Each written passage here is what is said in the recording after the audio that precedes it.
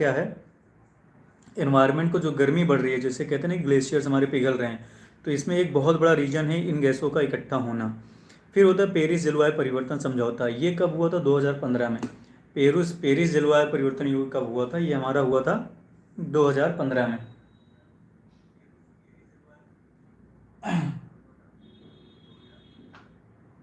ठीक है।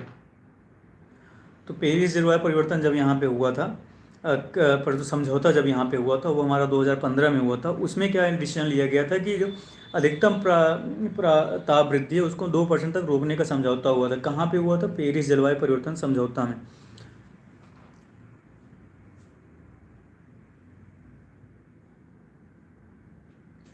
फिर आते हैं कि कुछ रोग रोग हमारा यहाँ पूछता है कौन कौन से रोग किस किस चीज की प्रदूषण की वजह से हो सकता है। तो यहाँ रोगों के बारे में जो डिफाइन किया गया है, तो एक जैसे होता है पारा। अब पारा की वजह से कौन से रोग हो जाता है? तो यहाँ पे होता है मिनीमाटा।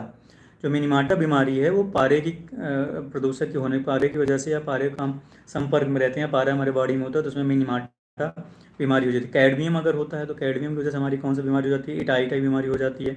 फिर नाइट्रेट आयन है, नाइट्रेट आयन की वजह से क्या होता है? Blue baby baby syndrome.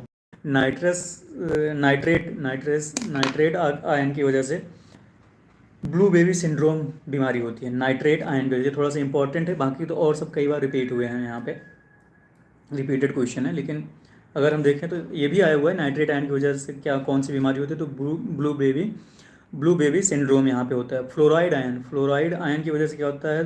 दांतों की हड्डियों में भंगुरता होती है, जो दांतों की हड्डियाँ होती हैं वो कमज़ोर होती हैं। लेकिन एक विशेष ध्यान देने वाली बात यहाँ पे है कि जो मंजन होते हैं, जो दंत मंजन में टूथपेस्ट हमारे आते हैं, उसमें फ्लोराइड आयन मिलाया जाता है। अब ये सोचने वाली बात, जिसकी वजह से अपना कमज़ोर भी होता है दांत, लेकिन वही चीज़ सब्सटेंस में फ्लोरिड आयन रहता है, या फ्लोरीन वो इंक्लूड इसमें किया जाता है।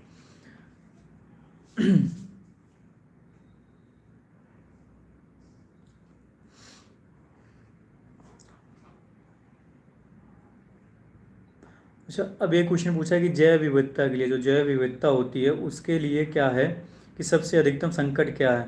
तो अगर जैव विविधता तब हमारा खराब हो जाता है जब हमारा क्या रहे, प्राकृतिक निवास और वनस्पतियों का जो विनाश होता है उसकी वजह से जैव विविधता क्या अधिकतम संकट में है। जैव विविधता हमारी क्या है? वो अधिकतम संकट में है। किस वजह से?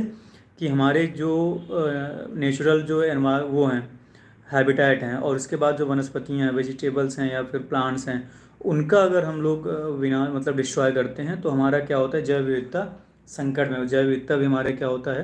प्रॉब्लम में ये आ जाता है यहाँ पे।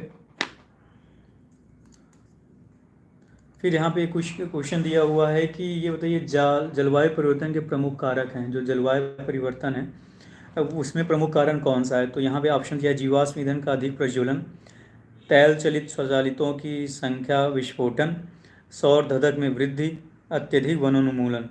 तो यहाँ पे देखेंगे सौर धधक की वृद्धि तो जलवायु परिवर्तन के मुख्य कारण में नहीं आती, लेकिन ये तीन चीज़ें, जीवाश्म ईंधन यानी कि बायोफ्यूल जितने हम यूज करते हैं उनकी वजह से, उनको अधिक जलाए जाने से, जो तैल चलित जो तेलों चलित संख्या विस्फोटन है उसकी वजह से, और अत्यधिक वनों को काटने की वजह से हमारी क्या है? जलवायु परिवर्तन पर प्रभाव पड़ा है। इससे हमारे जलवायु परिवर्तन के प्रमुख कारक भी हैं, यही यही हमारे जलवायु परिवर्तन के प्रमुख कारण हैं।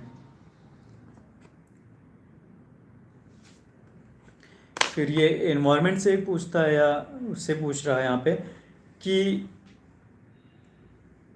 किस परिस्थितिक तंत्र में पौधों का जैविक पदार्थ अधिकतम है? किस परिस्थिति तंत्र में? तो यहाँ पाता है कि उष्णकटिबंधीय जो वर्षा वन होते हैं, जितने भी वर्षा वन होते हैं उनमें सर्वाधिक जैव विविधता पाई जाती है, या जीवों के पोषण एवं आवास के लिए संरचनात्मक उपलब्धता एवं उनकी प्रकृति के अनुकूल होती है, जबकि घास प्रदेशों में जैव विविधता न्यूनतम होती है। यानी कि जो वर्षा वन है वहाँ पे जैव विविधता सर्वाधिक है, जो वर्षा वन हमारे हैं वहाँ पे जैव विविधता हमारी क्या है? सर्वाधिक है।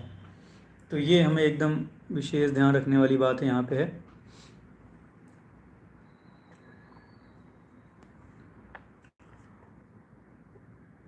उसके बाद हम यहाँ पे अब क्या देखेंगे,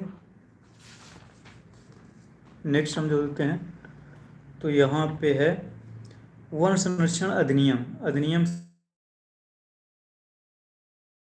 से क्वेश्चंस कंफर्म है, वन अधिनियम इंपॉर्टेंट है।